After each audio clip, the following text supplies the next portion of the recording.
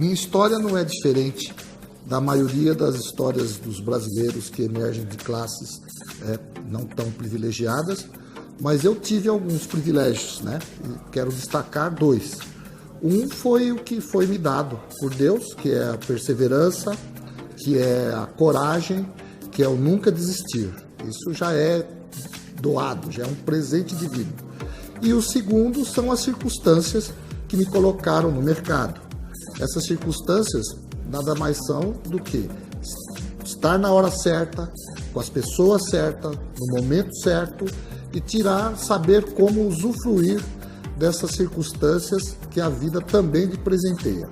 Então, quero compartilhar com vocês um pouco desta minha vida, né, que hoje eu espero que vocês ajudem a desvendar também, né? Bom, a minha história começa, como eu já disse, como milhares de meninos que vão para o Senai, né, que era uma das poucas opções de educação que existia no período em que eu estava na idade escolar. E eu fui privilegiado por um professor chamado Valdemar, que me colocou na Escola de Artes Gráficas. Essa escola, ali começou a mudar a minha vida, porque eu pude ter contato com a arte, e esse contato foi o que abriu as primeiras portas para a minha vida, né? Então, dali que eu fui para a Europa, fui bolsista e desvendei um mundo novo, praticamente impossível para a maioria das pessoas. Por isso que eu sou sempre grato ao privilégio que eu tive de ter bons professores e de ter a oportunidade de experimentar a vida no exterior, especialmente na cidade mais bonita do planeta, que é Paris.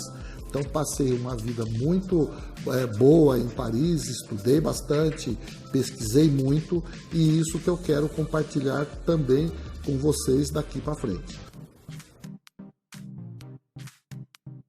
Quando voltei para o Brasil, tinha que cumprir alguns compromissos, fui convidado pelo professor Pietro Maria Bardi a mostrar meu trabalho no Museu de Arte de São Paulo. Quando tive a oportunidade de mostrar esse trabalho, meu trabalho agradou ao professor Pietro Maria Bardi, que imediatamente me levou na presença de um dos grandes empresários do setor cosmético da época e da perfumaria, que era o senhor Aparício Basílio da Silva, a quem prontamente me ajudou, e o meu primeiro emprego foi em sua perfumaria, que na época era bastante famosa, que chamava Perfumaria Rastro. Bom, depois da Perfumaria Rastro, eu também tive mais um grande privilégio. Conheci uma pessoa chamada Aldo Astolfi, que nessa época era o presidente de uma empresa que se chamava Marchand. E a Marchand tinha algumas marcas que não se desenvolviam e me passaram a incumbência de criar uma linha nova, que até hoje é um dos projetos que mais me dão reputação, me dão prestígio, que é criar o Cenoura e Bronze, né? Desenvolver o Cenoura e Bronze, que é uma marca de protetor solar que até hoje praticamente o Brasil inteiro conhece. Esta foi a minha primeira marca de sucesso. Posto isso, fui para a segunda marca, que se chamava Yves de Marchand, e depois Trebrut de Marchand. Isso já no meu escritório novo, né, já como profissional, e foi muito interessante, porque aí eu comecei não só a trabalhar na questão do design, mas também comecei a desenvolver o meu nariz. E a partir desse desenvolvimento do meu nariz, foi que eu pude começar a trabalhar na área da fine fragrance, dos perfumes seletivos, da perfumaria fina.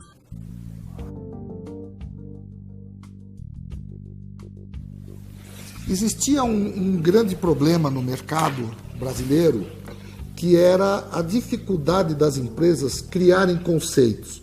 Se hoje nós temos essa dificuldade de criar conceitos que sejam conceitos relevantes, tente imaginar 30, 40 anos atrás, era muito difícil. O Brasil de hoje nem se compara com o Brasil de 30, 40 anos atrás, do ponto de vista industrial, do ponto de vista do empreendedorismo, né? Não tínhamos empresários tão corajosos como temos hoje, né? obviamente, isso dificultava sobremaneira o meu trabalho. Foi aí que eu comecei a desenvolver publicações especializadas. E a minha primeira publicação chamava-se Charme. Essa revista Charme foi um marco na vida editorial brasileira, porque ela trabalhava exatamente com as entrelinhas das pessoas. Então eu entrevistava grandes personagens, como Fernanda Montenegro, o jogador Sócrates, Clarice Abujamra, mas jamais perguntava aquilo que as pessoas queriam, já sabiam delas. Eu fui buscar exatamente as entrelinhas das pessoas. E isso mudou um pouco a maneira de se fazer entrevista no Brasil, né? E que foi muito interessante. Até nessa época, a Clarice Abujamra, ela era casada com o Antônio Fagundes. Quando eu terminei a entrevista, ela ficou assim impressionada e me disse: mas espera, você não vai me perguntar do Fagundes? Aí eu falei: não, eu vim aqui entrevistar você, não o seu marido, né? Aí ela agradeceu, porque todas as pessoas que se aproximavam dela, no final sempre fazia alguma pergunta do seu marido, que naquele momento não era o objetivo da entrevista. Então, a revista Charme foi um marco editorial brasileiro, né? Nesse mesmo período, por acaso eu fiz uma descoberta que a Biblioteca de Londres estava enviando pessoas para poder pegar algumas peças brasileiras, né, para agregar, para aumentar o acervo da Biblioteca de Londres sobre a parte brasileira, né? Nesse período eu já estava mais ou menos, já estava com uma situação financeira bastante confortável e comecei a adquirir, comprando livros raros, comprando pedras litográficas, tudo aquilo que interessava aos europeus, especialmente aos ingleses, especialmente ainda a Biblioteca de Londres. Com isso, o que nós fizemos? Nós montamos o Museu das Artes Gráficas e começamos a adquirir um acervo que hoje é um acervo muito respeitado, tanto na área das gravuras, tanto na área dos livros raros. Nossa coleção de livros raros vai de 1501 até o final do século XVIII, e hoje temos o maior acervo de pedras litográficas hoje da América Latina, né? Então nós já nascemos com o intuito de preservar a cultura brasileira, de preservar as coisas boas que o Brasil produz, né? E enaltecer essas coisas boas no exterior, né? Depois eu quero ter a oportunidade de contar um pouco sobre a nossa experiência exatamente em Paris e em Bolonha, na Espanha, na Itália, desculpe.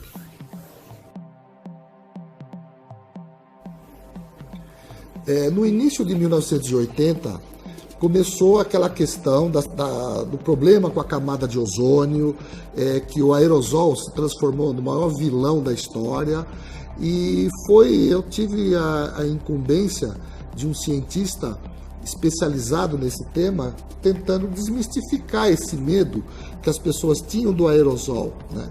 Foi aí que nós começamos a fazer congressos especializados, voltados para o mercado, mostrando que o sistema aerosol era um sistema moderno, é um sistema confiável e, mais que isso, ele é um sistema que salvava vidas.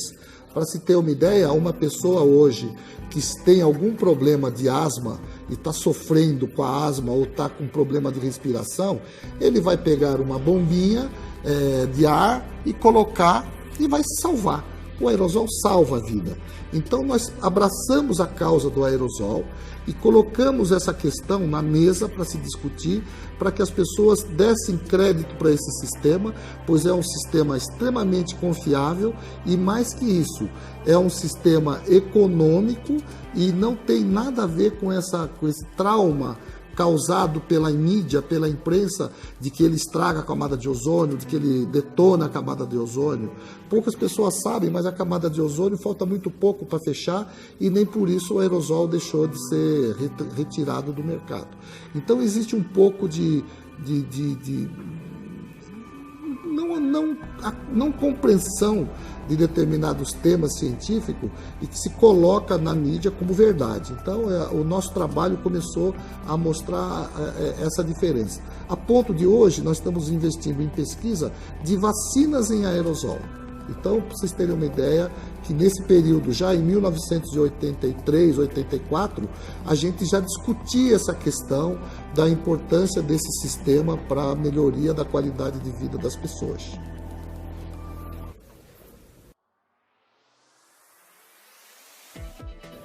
Existe uma pessoa muito importante na minha vida, que chamava-se Ari Cândido Fernandes. Este personagem foi a pessoa que me acolheu na França, na cidade universitária, e foi uma pessoa que me deu os primeiros caminhos em prol das causas humanitárias, né, porque ele era um grande ativista brasileiro na França, e ele que me colocou em contato com os dramas que viviam as mulheres muçulmanas, especialmente no Saara Ocidental, em outras regiões, obviamente, mas especialmente também os dramas da guerra entre a Etiópia e a Eritreia. Ele era um grande fotógrafo de guerra, especializado em conflitos, e cobriu todos esses conflitos que existiam naquele período, especialmente a guerra da Eritreia com a Etiópia, né? E lançou um livro muito importante chamado Por que Eritreia? Eu, em contato com aquelas imagens, né, da Frente Polisário, do Saara Ocidental e da guerra da Eritreia, eu fiquei profundamente tocado com aquilo e abracei uma causa que trouxe para o Brasil para mostrar para os brasileiros o que é realmente passar fome, o que é drama de verdade.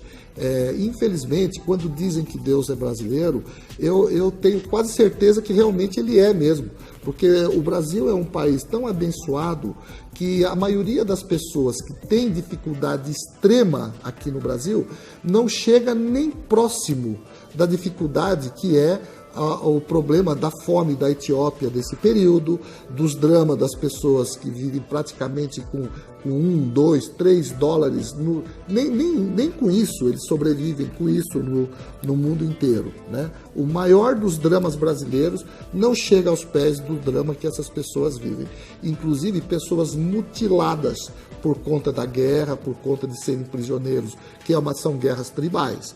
Então eu vim para o Brasil e comecei a desenvolver um trabalho para mostrar para as pessoas os dramas que nós nem sequer tínhamos noção, e especialmente o drama das mulheres. Para se ter uma ideia, existem tribos africanas que mutilam mulheres para que elas não tenham prazer, né? Especialmente uma pessoa que abriu esse espaço para discussão aqui no Brasil, que é a senhora Imã, esposa do genial David Bowie, né? Imã, uma modelo consagrada que veio de uma tribo onde isso era uma prática lá dentro. Quando eu contava isso para as mulheres, e ela também contou aqui no Brasil, isso causou uma comoção entre as mulheres que é incomensurável. E aí foi quando nós incentivamos cada vez mais as mulheres brasileiras a se aglutinarem em prol de causas que defendem as mulheres não só do Brasil, mas do mundo inteiro. E criamos alguns movimentos que realmente tiveram bastante repercussão nesta época. Nesse período também, um pouco mais para frente, nós criamos uma ONG chamada Beleza e Cidadania, onde, por trabalharmos no mercado de beleza, nós acreditávamos que não adianta falar de beleza onde você não consegue colocar a cidadania dentro desse contexto dos hábitos e atitudes das pessoas, né? Nós temos que consumir com responsabilidade, temos que consumir produtos de empresas responsáveis que abracem também causas que sejam causas nobres. Não podemos transformar e incentivar as pessoas a esse consumo irresponsável. Tudo isso nasceu nesse período com essa ONG Beleza e Cidadania, e nós formamos 35 mil mulheres manicures, mulheres que viviam em situação de risco, mulheres estupradas, espancadas, que hoje as 35 mil, tenho absoluta certeza, estão empregadas e usufruindo do conhecimento que nós passamos para elas. Essa atitude foi uma atitude que nos abriu espaço não só no Brasil, mas espaço internacional, inclusive espaço político, que nós sabemos utilizar muito bem, sem tirar proveito do lado ruim da política, mas tirando proveito do lado bom, da verdadeira política, da boa política.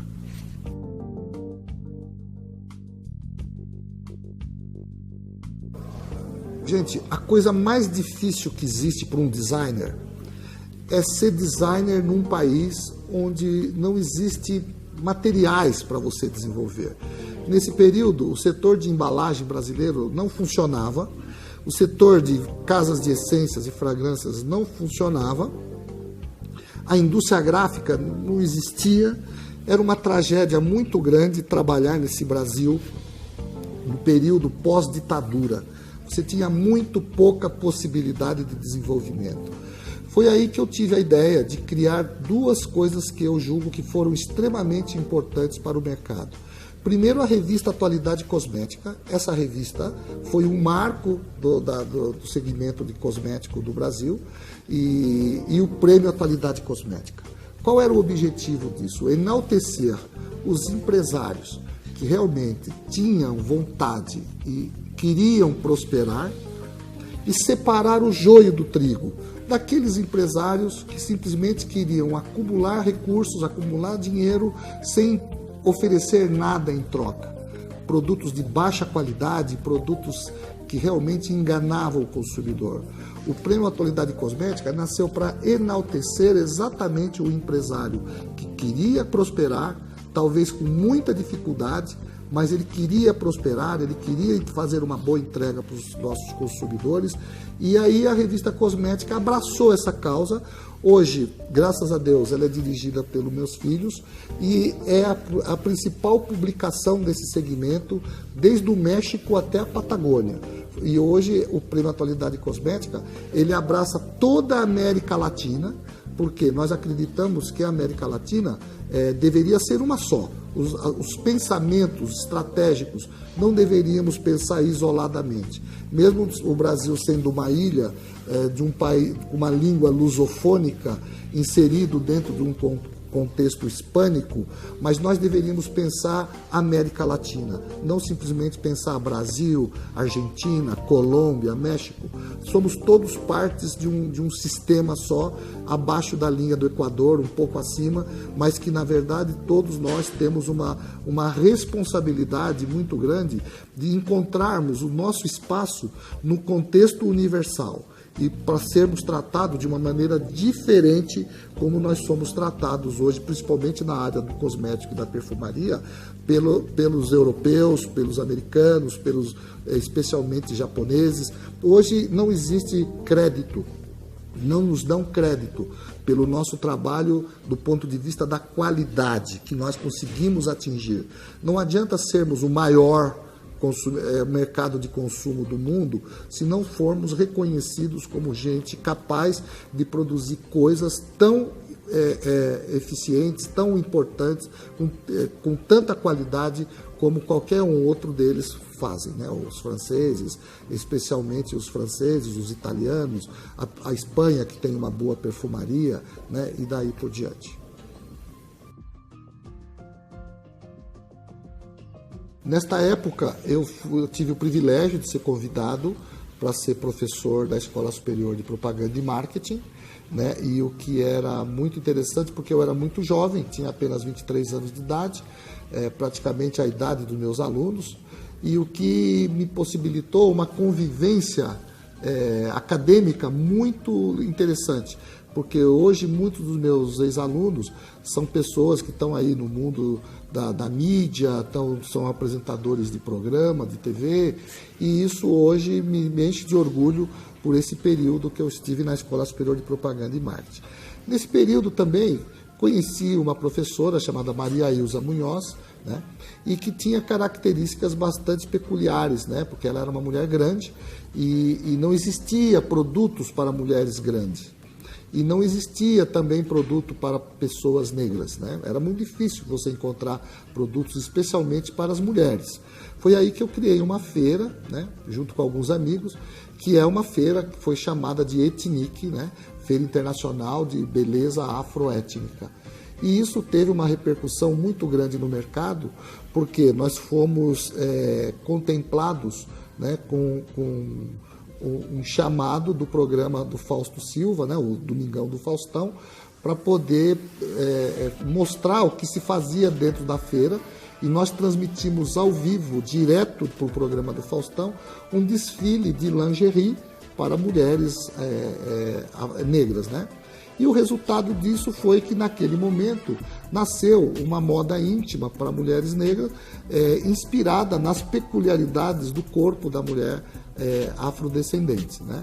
Que até aquele momento não existia uma lingerie específica para isso. O que foi marcante dessa atividade, né, desta ação, é que as mulheres negras, elas ficam muito sedutoras, elas ficam muito elegantes quando usam lingeries com tons metálicos, né, que até aquele momento não existia nada de tom metálico para esse grupo, né? E a partir desse movimento foi que se criou moda íntima para mulheres negras e se criou maquiagem, produtos para cabelo, né, produtos para o embelezamento da mulher negra. Esse foi o início dessa questão da beleza afroétnica. Bom, convidamos vários países para participar das nossas atividades de expansão do mercado afroétnico do Brasil. Todos os países, porque poucas pessoas sabem que a Nigéria é o país com o maior número de negros no mundo, seguidas do Brasil, depois África do Sul e depois os Estados Unidos, né? E por algum motivo, não me lembro exatamente o que, eu esqueci de colocar a bandeira da Nigéria no cartaz que nós criamos, e isso gerou um enorme problema diplomático, vamos chamar assim, pois eu tive que refazer todas as peças publicitárias de comunicação por conta da bandeira da Nigéria, que eu tinha de alguma maneira não colocado, mas não me lembro exatamente por quê, e fui procurado pelo embaixador da Nigéria no Brasil na época, e esse senhor falou: olha, você não pode deixar de colocar a Nigéria neste evento, até pela importância que ela tem dentro dessa comunidade. Isso foi muito bom para mim, até porque eu não podia, até aquele momento, imaginar a extensão daquela atividade que eu estava iniciando, o que aquilo estava produzindo nos países que existiam afrodescendentes. Então foi para mim uma surpresa muito grande, mas muito positiva, né? Custou um bom dinheiro ter que recolher tudo e fazer tudo de novo por conta da colocação da bandeira da Nigéria nesse material promocional. Eu sempre acreditei na ciência. Eu não acredito ser possível existir desenvolvimento econômico sem se abraçar com a ciência. A ciência é o que vai nos colocar no nível que o ser humano merece, né?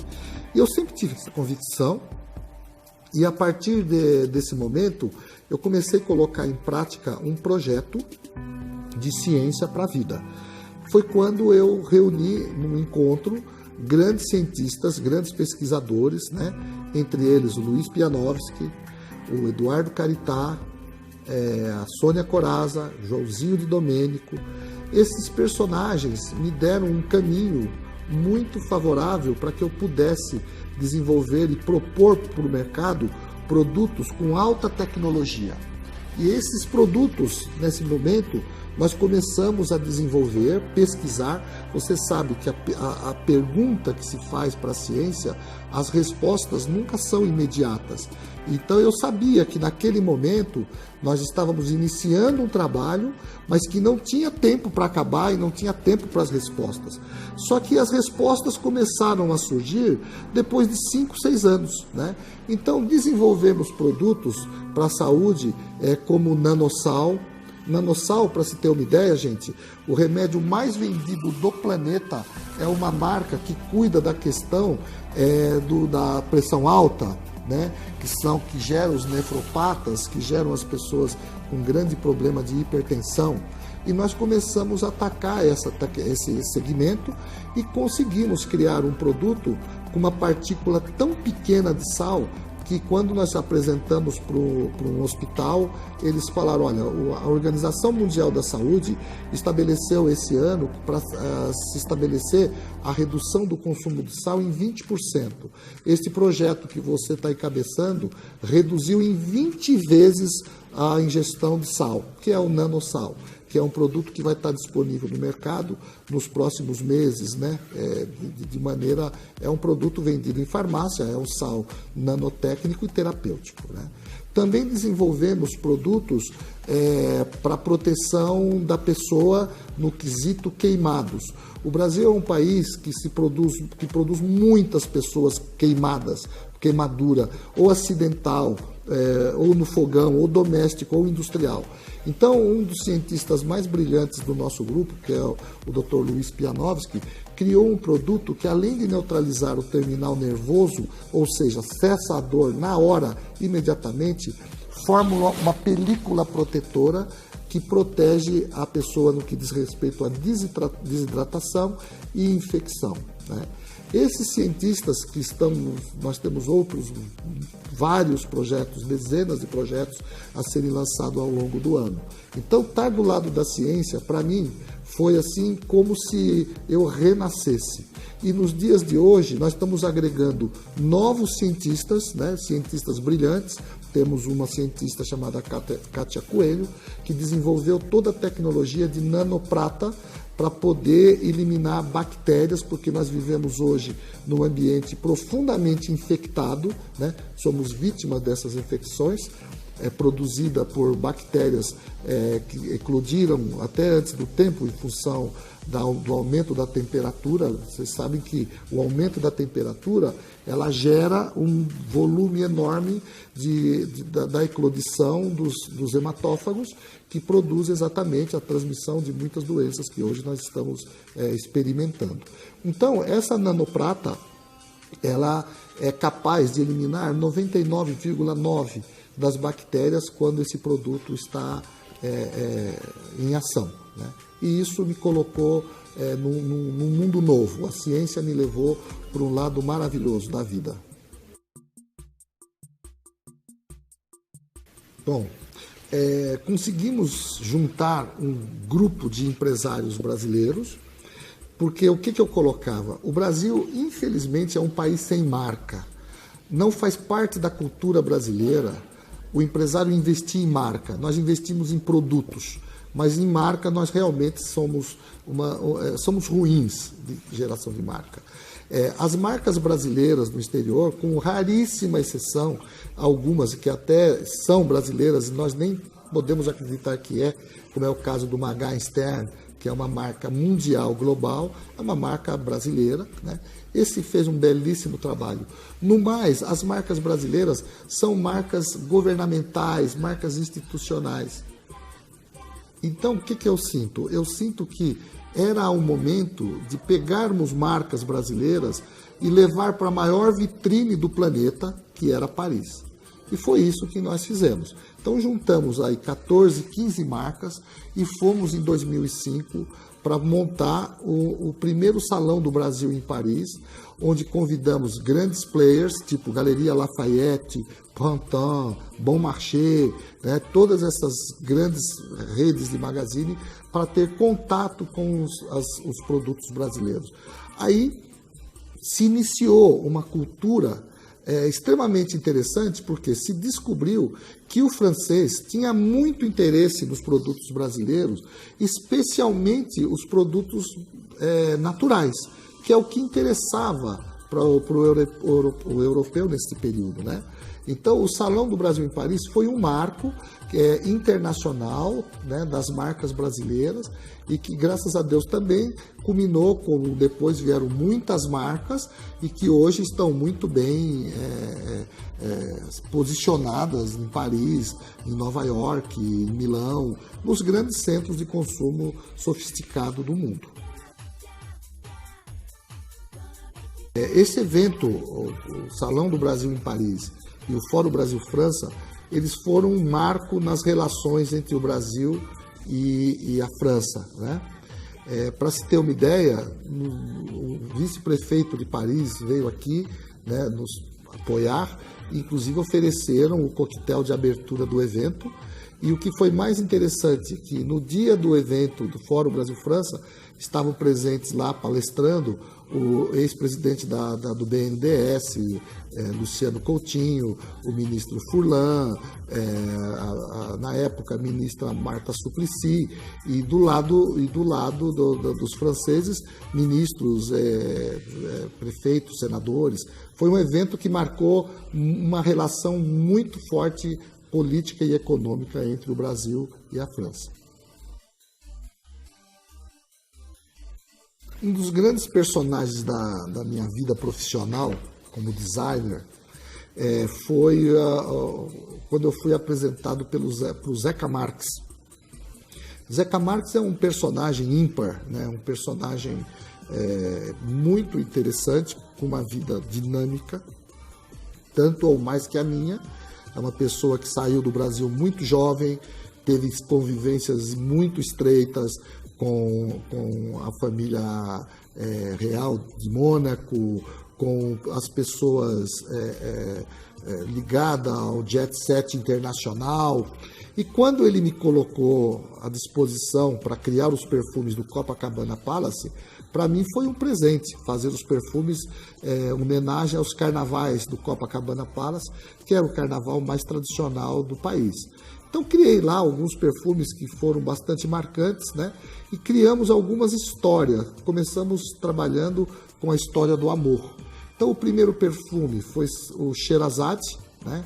Que a história todo mundo conhece, né? Baseada nos contos de Mil e Uma Noite. Depois foi o Love It, inspirado no movimento dadaísta do pós-guerra, da Primeira Guerra Mundial. Depois criamos um perfume chamado Vertigem, que foi um marco também dentro da minha estrutura criativa.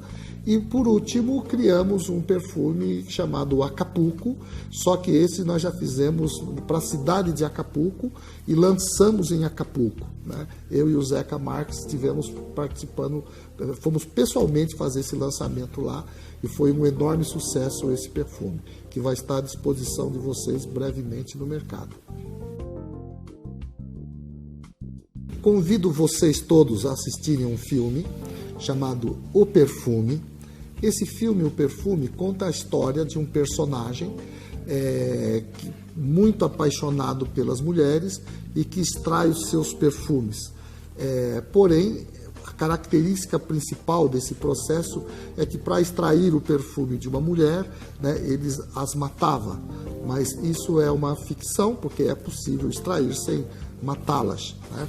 O que esse filme gerou? Gerou um movimento muito interessante nessa questão de um sistema de obtenção de perfume chamado de enflorrage, ou seja, você cria a partir de duas placas, você coloca banha e coloca as pétalas de flores, coloca num vidro e depois de um certo tempo você recolhe essa banha e faz a destilação do perfume a partir da pétala, do perfume da pétala, que se transfere para a banha. É um processo de destilação chamado enflorrage. Bom, inspirado nesse filme, o Thierry Mugler, ele criou 500 cofres especiais, onde ele pegava uma de cada mulher e desenvolveu esse perfume e criou 500 cofres. É uma edição extremamente limitada e eu tive o privilégio de receber um desses cofres, que hoje está à disposição, inclusive no meu escritório, para as pessoas que quiserem observar e ver, né? Essa é uma das peças mais importantes do Instituto do Perfume. O Instituto do Perfume foi um instituto que eu criei para poder propor para as pessoas pensar em perfume de uma maneira diferente. Hoje nós estudamos perfume pela lógica da psicanálise, da antropologia e da sociologia. Obviamente, falando do design e da questão central que é a perfumação. Então, o Instituto do Perfume está aberto para todas as pessoas que quiserem visitar e terem uma noção de como o perfume é importante no cotidiano da vida de uma pessoa. Se as pessoas entendessem que um perfume pode mudar sua vida, trazer felicidade, eliminar depressão, a partir de processos psicanalíticos, né? E um processo que nós chamamos de perfumaria funcional ou aromacologia, né? Então é um conceito novo que nós estamos introduzindo no Brasil, junto com uma cientista do nosso grupo, chamada professora Sônia Coraza, que é uma das maiores especialistas desse segmento. Então, conhecer o Instituto do Perfume, e que vai estar, a partir de agora, aberto para todas as pessoas que fazem parte dos nossos encontros, dos nossos eventos, vai mudar um pouco a percepção das pessoas em relação a perfume. O perfume não é simplesmente um elemento decorativo para perfumar por momentos. Não, ele tem um componente psicológico, um componente psicanalítico que é de extrema importância, que chegue ao conhecimento de todos. As pessoas me perguntam, o que é Daimler? Daimler, gente, é uma marca que eu criei para a empresa, inspirado numa palavra, de amar. Só que em francês significa d'aimer, né? D'aimer. Você fala d'aimer, que é a arte de amar. Porém, o que acontece? Nós resolvemos nacionalizar a marca, a palavra d'aimer em Daimler, para que todas as pessoas possam, em qualquer parte do Brasil, pronunciar a palavra como ela é lida, Daimler, tá certo? Mas d'aimer significa de amar. E essa é a maneira que a empresa encontrou de mostrar para os seus consumidores que amar para a Daimler significa o quê? Entregar um produto de altíssima qualidade, um produto honesto, porque acima de tudo é o amor que a empresa tem pelos seus consumidores. É uma maneira de ser grato àquele consumidor que optaram em adquirir um produto da Daimler, e ela retribui de maneira bastante inteligente e substancial, que é oferecer produto com alta tecnologia para esse mercado. Fiz um estudo sobre o mercado de venda direta no Brasil desde 1960 até os nossos dias. E, em função desse estudo, eu pude observar um comportamento muito interessante, não só dos empreendedores, mas também dos consumidores. E cheguei a uma conclusão que a venda direta é o sistema mais democrático de distribuição de renda. É uma maneira muito inteligente de distribuir renda e proliferar felicidade a partir dos produtos que você vende, que você entrega. Para Daimler, vender, acima de tudo, é proliferar felicidade. Por quê? A felicidade de uma pessoa que compra e tem os seus anseios atendidos é um motivo de felicidade. Porque as pessoas, quando adquirem um produto, ela coloca naquele produto toda a expectativa dela em relação aos seus anseios mais íntimos, seus anseios mais peculiares. E quando ela se frustra de não ter um produto ao nível daquilo que ela comprou, isso automaticamente gera uma frustração, e essa frustração se transforma em insucesso para as empresas. Gente, o que é uma empresa? Uma empresa não é só uma ideia, tá certo? Uma empresa é pessoas, uma empresa é gente. Eu, como sempre gostei de gente, eu sempre trabalhei para o bem-estar de pessoas. Eu fiquei muito feliz quando consegui aglutinar em torno da ideia Daimler um corpo de executivo de gente muito jovem, muito interessada, com muita energia, para poder colocar todos os planos que eu tinha imaginado em prática, né?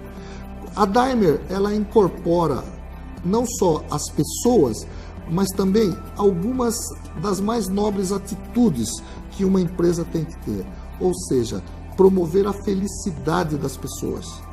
Esta felicidade, ela está estampada, ela fica estampada no rosto das pessoas que usam nossos produtos, porque são pessoas que se surpreendem, né? Nós produzimos uma enorme sensação de surpresa. A partir de quê?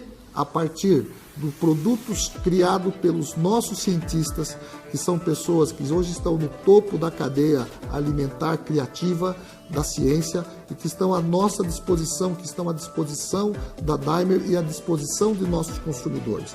Queremos cada vez mais atingir este grau de excelência que buscamos todos os dias, 24 horas por dia, para poder atender esse consumidor, que é o objetivo maior da nossa existência, proliferar a felicidade através dos nossos produtos.